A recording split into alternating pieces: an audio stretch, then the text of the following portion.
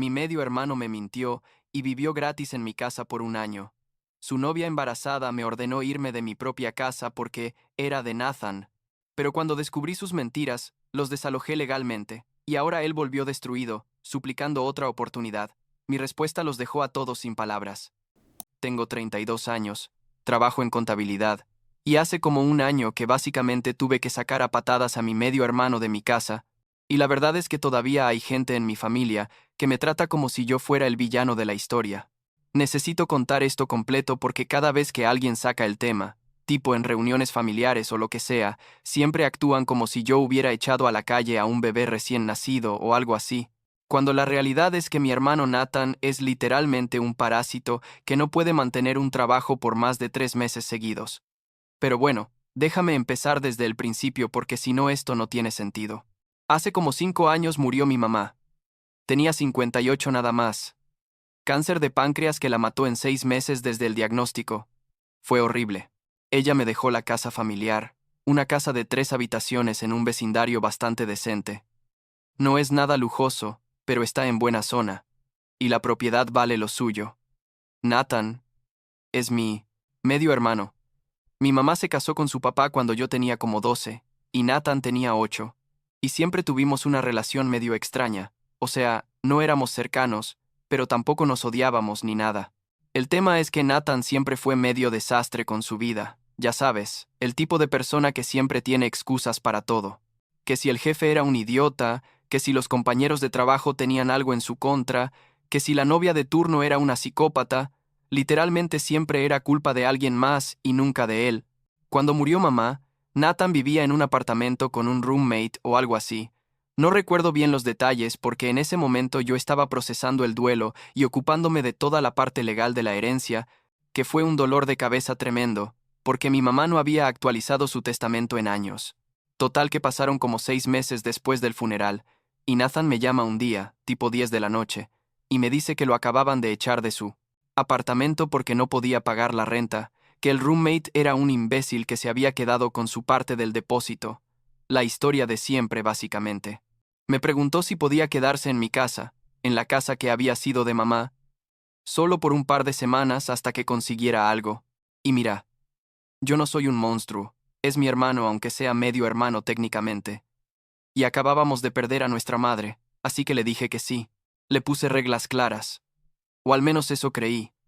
Le dije que podía quedarse en el cuarto de invitados, pero que tenía que buscar trabajo activamente, y que apenas tuviera plata para un lugar propio, se tendría que ir. Nathan dijo que sí a todo, que obvio, que yo era el mejor hermano del mundo, que me lo agradecía un montón, toda esa mierda que la gente dice cuando necesita algo de vos. Las primeras semanas fueron raras, pero no terribles. Nathan se levantaba temprano, supuestamente para buscar trabajo, aunque yo tenía mis dudas sobre qué tan activamente lo estaba buscando. Comía mi comida, usaba mi internet, dejaba sus cosas por todos lados, pero bueno, era temporal según él. Después de como un mes empezó a traer a una chica, Melissa, que al principio venía de visita normal, pero después básicamente empezó a quedarse todas las noches. Yo no dije nada al principio, porque pensé que eventualmente Nathan se iba a ir de todas formas, pero pasaron 2 meses, después 3, después 4, y ahí estaba Nathan todavía en mi casa. Cada vez que le preguntaba por trabajo, Nathan tenía alguna excusa nueva, que había tenido una entrevista, pero que el tipo era un racista. Nathan es blanco, por cierto, que había conseguido un trabajo pero que el horario era imposible, que le habían prometido llamarlo pero nunca lo hicieron, básicamente puras excusas. Y Melissa estaba ahí cada vez más tiempo, usando mi baño, mi cocina, viendo Netflix en mi sala como si fuera su casa. Yo trabajaba todo el día, y cuando llegaba, casa encontraba los platos sucios en el fregadero, la sala hecha un desastre, y a Nathan y Melissa tirados en el sofá viendo televisión. Como al sexto mes, Melissa me anuncia, así de la nada mientras yo estaba preparándome el desayuno antes de ir a trabajar, que está embarazada. Y yo me quedé ahí parado con la cuchara en la mano pensando, me están jodiendo. Le dije, felicidades o algo por el estilo, pero por dentro estaba pensando que esto se iba a poner peor. Y sí, se puso peor. Nathan y Melissa se casaron como al mes, Una boda súper rápida en el registro civil con tipo 5 personas incluyéndome a mí, y después de eso Melissa básicamente se mudó oficialmente. Ya no era que venía de visita. Ahora todas sus cosas estaban en el cuarto con Nathan. Tenía ropa en mi lavadora todo el tiempo, productos de embarazada en mi baño, y empezó a reorganizar mi cocina, porque según ella, las cosas no estaban en lugares lógicos. Yo intenté hablar con Nathan varias veces. Le decía que ya habían pasado muchos meses, que necesitaban buscar su propio lugar porque yo necesitaba mi espacio. Y él siempre decía lo mismo, que sí, que ya casi tenía trabajo, que en cuanto naciera el bebé se iban a organizar, que me lo pagaría todo algún día, puras mentiras. Lo peor fue que Melissa empezó a actuar como si la casa fuera de ella. Traía a su mamá de visita sin avisarme, movía mis cosas de lugar.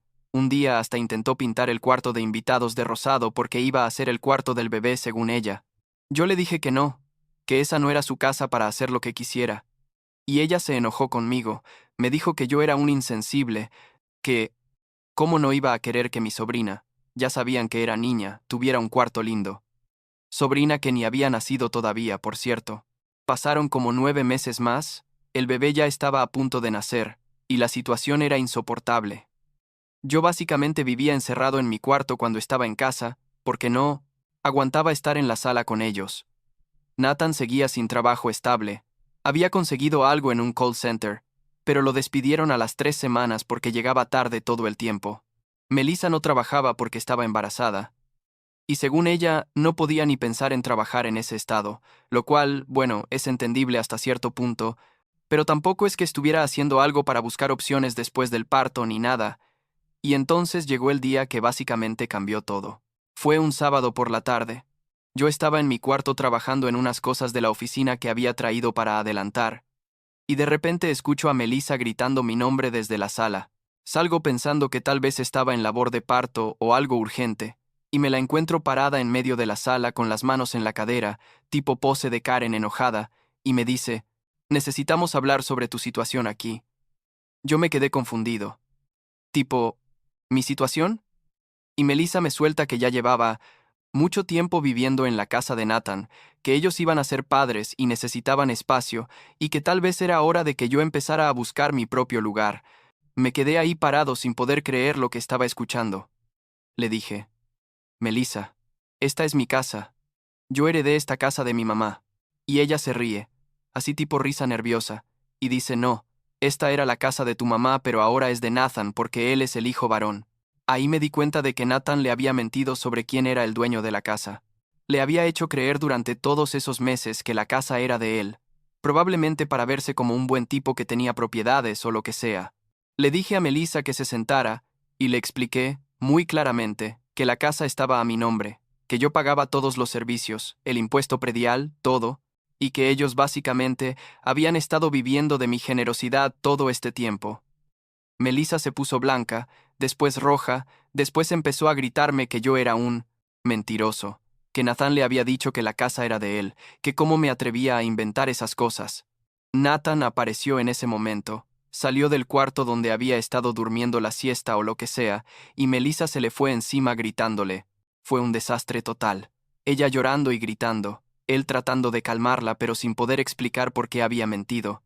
Yo parado ahí viendo todo explotar. Melissa hizo una maleta y se fue a la casa de su mamá ese mismo día. Dejó a Nathan ahí conmigo. Yo pensé que Nathan también se iba a ir. Tipo, obviamente esto ya no tenía forma de funcionar, pero no. Nathan se quedó. Me dijo que no tenía a dónde ir, que Melissa estaba muy enojada y no lo quería ver, que no podía irse a la calle así nada más. Le dije que había estado mintiendo todo este tiempo, que me había faltado el respeto a mí y a mi casa, y que necesitaba irse. Y Nathan me soltó algo que me dejó helado, me dijo.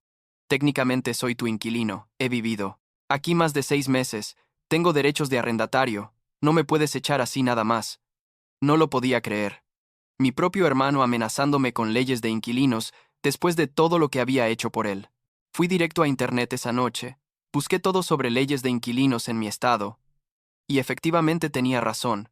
Aunque no tuviéramos ningún contrato formal y él no me pagara renta, como había vivido ahí más de 6 meses, yo tenía que seguir un proceso de desalojo formal. No lo podía echar así nada más. Al día siguiente fui donde un abogado. Gasté como $300 en una consulta y el tipo me confirmó que sí, tenía que hacer un desalojo formal. Me ayudó a redactar los papeles y se los entregué a Nathan esa misma semana. Nathan se enojó. Me dijo que yo era un traidor, que mamá estaría decepcionada de mí, que cómo le iba a hacer eso a mi propio hermano cuando iba a ser padre. Le dije que él solito se había metido en esa situación con sus mentiras y su falta de responsabilidad. El proceso legal me daba 2 semanas para que Nathan desocupara, y fueron las 2 semanas más tensas de mi vida. Nathan ni me hablaba, salía temprano y volvía tarde, y yo básicamente vivía con miedo de que me dañara algo de la casa o se robara algo antes de irse. Llamé a un par de tíos nuestros. Les conté toda la situación esperando que tal vez ellos pudieran hacerlo entrar en razón, pero Nathan ya les había contado su versión de la historia, donde yo era el hermano malvado que lo echaba a la calle cuando su esposa estaba embarazada. Finalmente, al día 13 de las 2 semanas, Nathan se fue. Empacó sus cosas, no muchas porque nunca tuvo mucho, y se fue sin decirme adiós. No sé a dónde fue, si con algún amigo o qué, y la verdad no me importaba mucho en ese momento. Lo único que sentía era alivio de tener mi casa de vuelta. Pasó como un mes, 2 meses. No supe nada de Nathan. Cambié las cerraduras de la casa por si acaso, limpié todo el cuarto que había usado y lo convertí en oficina finalmente. Y traté de volver a mi vida normal. Después, como a los 3 meses, me enteré por una tía que el bebé había nacido, una niña, y que Melissa y Nathan estaban viviendo juntos otra vez en un apartamento chiquito que le estaba pagando la mamá de Melissa. Avancemos a hace como un año. Nathan me mandó un mensaje de la nada. No habíamos hablado en meses, casi un año para ese momento. El mensaje decía algo así como: «Hermano, necesito hablar contigo. ¿Podemos vernos?». Yo no le contesté de inmediato. La verdad no sabía si quería volver a meterme en su drama, pero después de unos días le dije que sí, que nos viéramos en un café neutral. Nathan llegó viéndose terrible. Tenía ojeras, había bajado como 10 kilos, se veía destruido básicamente. Me contó que Melissa se había divorciado de él, que se había llevado a la bebé, que a él le daban visitas supervisadas una vez a la semana nada más. Me dijo que se había dado cuenta de que había sido un idiota, que lamentaba todo lo que había pasado, toda esa mierda que la gente dice cuando está en el fondo y necesita algo. Y entonces llegó lo que yo sabía que venía. Nathan me preguntó si podía volver a quedarse en mi casa, solo temporalmente otra vez, hasta que se pusiera de pie.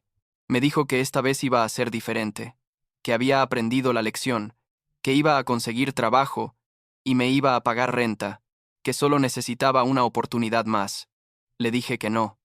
Así de simple. «No, Nathan, no puedes volver a vivir conmigo». Me miró como si lo hubiera abofeteado y me dijo: «Pero soy tu hermano. ¿Cómo me puedes decir que no cuando sabes que no tengo a dónde ir?». Y yo le dije: «Nathan, vos tuviste una oportunidad y la cagaste completamente. Me mentiste, le mentiste a tu esposa, trataste de usar leyes de inquilinos contra mí. No tengo ninguna razón para confiar en vos otra vez». Se enojó. Me llamó egoísta. Me dijo que algún día yo iba a necesitar ayuda y nadie iba a estar ahí para mí, las típicas cosas que dice la gente cuando no consigue lo que quiere. Se paró y se fue del café sin pagar su parte, por cierto. Así que tuve que pagar yo las 2 cosas que habíamos pedido. Esa fue la última vez que lo vi en persona. Después de eso, Nathan intentó contactarme varias veces más, mensajes de texto, llamadas, hasta me mandó un email largo tipo carta donde básicamente me rogaba que reconsiderara. Yo no le contesté ninguno. Eventualmente lo bloqueé en todo: teléfono, redes sociales, email, todo. Algunos tíos me llamaron otra vez diciéndome que estaba siendo muy duro con Nathan, que la familia tiene que ayudarse. Pero yo les expliqué toda la situación completa, lo de las mentiras, lo de Melissa, todo, y algunos lo entendieron, y otros siguieron pensando que yo era el malo de la historia. Han pasado como 6 meses, desde la última vez que Nathan intentó contactarme. No sé cómo está. Sí, consiguió trabajo, dónde vive, nada. Y la verdad, no me importa. Sé que suena frío, pero después de todo lo que pasó, yo necesitaba poner límites firmes. Mi terapeuta. Sí, empecé terapia después de todo esto, porque me di cuenta de que tenía problemas para decir que no y poner límites. Me dijo que lo que hice fue lo correcto, que permitir que Nathan volviera solo habría repetido el ciclo y me habría convertido en un facilitador de su comportamiento irresponsable. Todavía hay momentos en los que me pregunto si fui muy duro, especialmente cuando pienso en la bebé, mi sobrina que casi no conozco. Pero después recuerdo todo lo que pasó, las mentiras, la falta de respeto, y sé que tomé la decisión correcta. Mi casa es mi espacio ahora. Tengo mi oficina. Tengo paz. No hay drama constante. Y eso no tiene precio. La semana pasada estaba organizando unas cajas en el garaje y encontré una foto vieja de cuando éramos niños, Nathan y yo con mi mamá en la playa o algo así. Nathan tendría como 10 años en esa foto, yo 14, y todos estábamos sonriendo. Me quedé viendo esa foto un buen rato pensando en cómo las cosas cambiaron tanto, en cómo ese niño en la foto se convirtió en el adulto que me amenazó con leyes de inquilinos. Guardé la foto de vuelta en la caja. No la tiré, pero tampoco la puse en ningún lado visible, y seguí con lo que estaba haciendo. Supongo que eso resume bastante bien dónde estoy ahora con todo esto. No hay odio activo, pero tampoco hay ganas de reconectar. Es lo que es, básicamente.